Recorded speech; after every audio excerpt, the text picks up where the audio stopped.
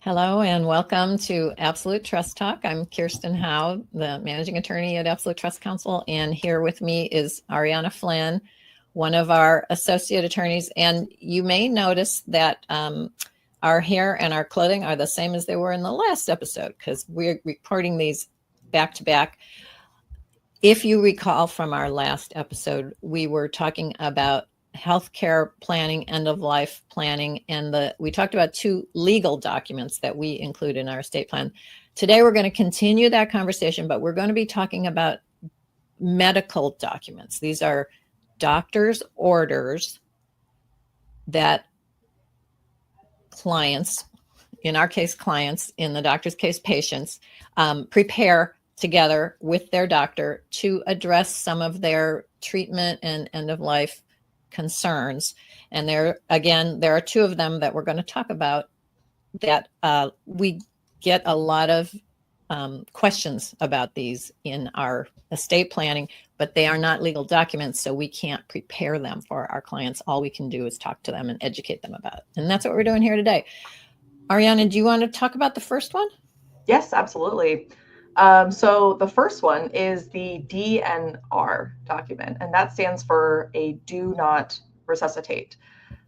This is an emergency medical protective order that the EMS or the emergency medical services are pretty accustomed with. They are able to understand what that document is. And the purpose of it is to instruct the EMS, the emergency team, or if you're at the hospital, right, the emergency response team there, that your preferences regarding any emergency life-sustaining treatment. So things like CPR, the chest compressions, assisted ventilation, intubation, defibrillation, those things to kind of when the heart stops to get them back going. So these are more so immediate emergency kind of interventions rather than compared to the advanced healthcare directive, where those are more life-sustaining over a longer term period of time and not so much emergency in the moment type of treatments there. So that's kind of how those two differ.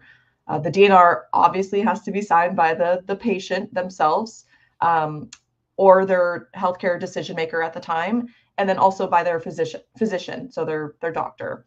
Becomes a part of the patient's medical record. So the hospitals should have that DNR. If they transfer hospitals, right, it should be transferred as well. And any type of treatment, it is a preference on which treatments they do and do not want to. Again, these are revocable documents, so the patient could revoke that document at any time or change it at any time if they so want to. And it is like one of those documents that is accessible by the staff, so it should be visible and present in front of the medical staff at all times, especially if they are in a situation where emergency services is more likely to be provided to.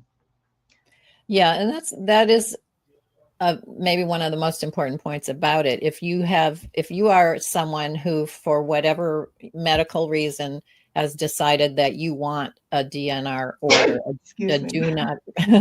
if you've decided that you want a do not resuscitate order entered into your medical record, maybe because you're elderly and fragile, or you've got some long-term chronic illness, or even a terminal illness, this order, basically how it works is it says, if you ever find me lying on the sidewalk and I'm not breathing, my heart's not going, don't administer CPR. I don't want chest compressions. I don't want the paddles, whatever you want to say. But this is a doctor's order. Therefore, the emergency team can follow it and they're not going to get in trouble. In other words, it's to basically say, I'm taking responsibility. I don't want CPR. You are off the hook. Because if a paramedic rolls up to somebody lying on the sidewalk, they have to start chest compressions. That's what they have to do. That's their job.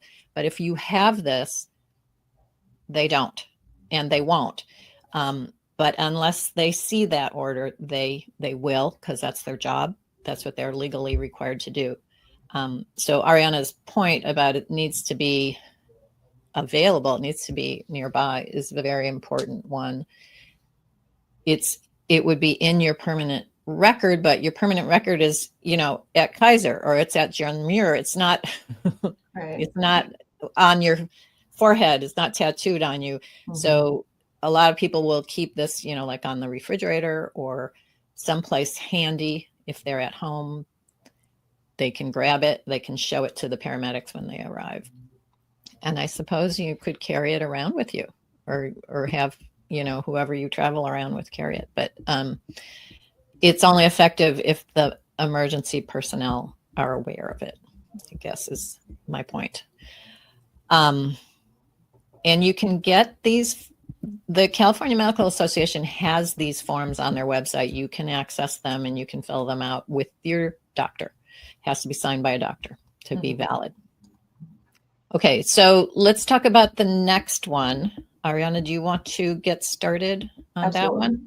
Yes, absolutely. So the next one is kind of a expansion of the DNR. So it goes beyond the DNR with more interventions, and it's the POLST form. That stands for the Physician's Order for Life-Sustaining Treatment. And this is a medical kind of order that gives really ill patients the ability to choose specific types of interventions that go beyond just that end of life, right, emergency type service intervention at that moment. So things like intubation, nutrition, artificial hydration, that are more life-sustaining over a longer period of time rather than the emergency. Again, the POLST is typically for really ill or very fragile or elderly patients. And the POLST has to be signed by the physician, nurse practitioner, physician assistant, as well as the person in the ability to make those decisions, the patient or the healthcare decision maker at the time.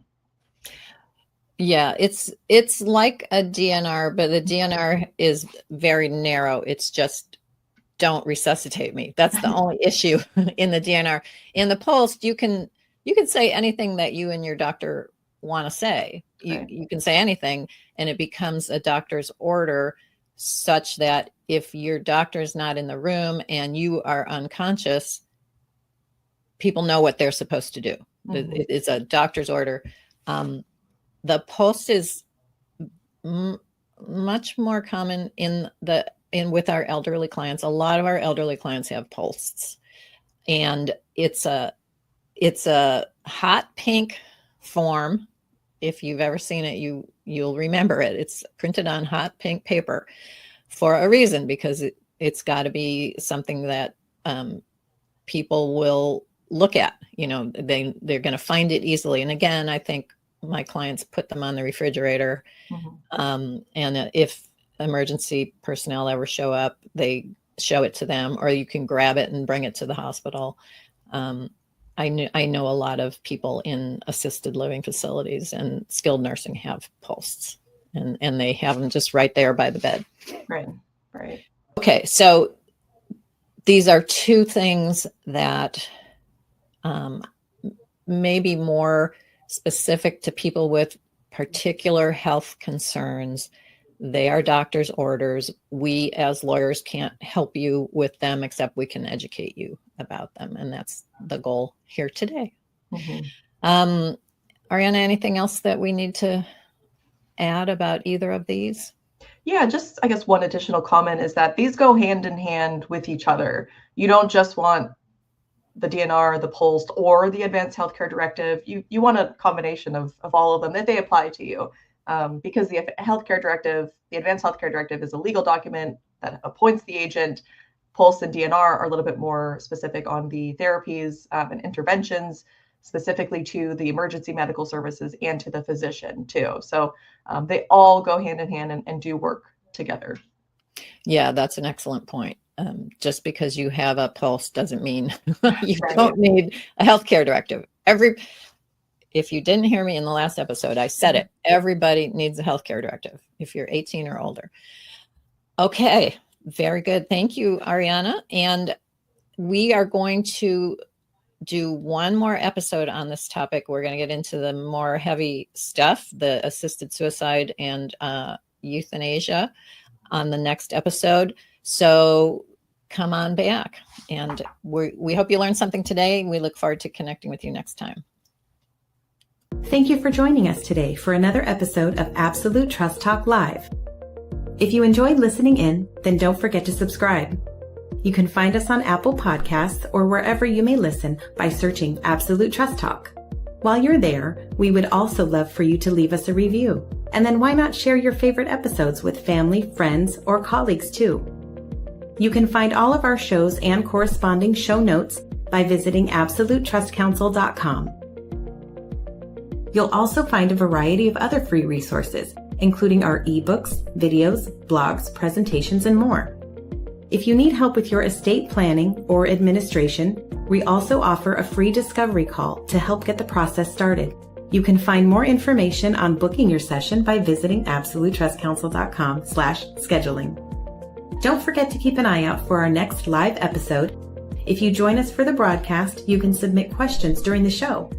But if not, don't worry. You can always get in touch with us by sending a quick message to info@absolutetrustcouncil.com.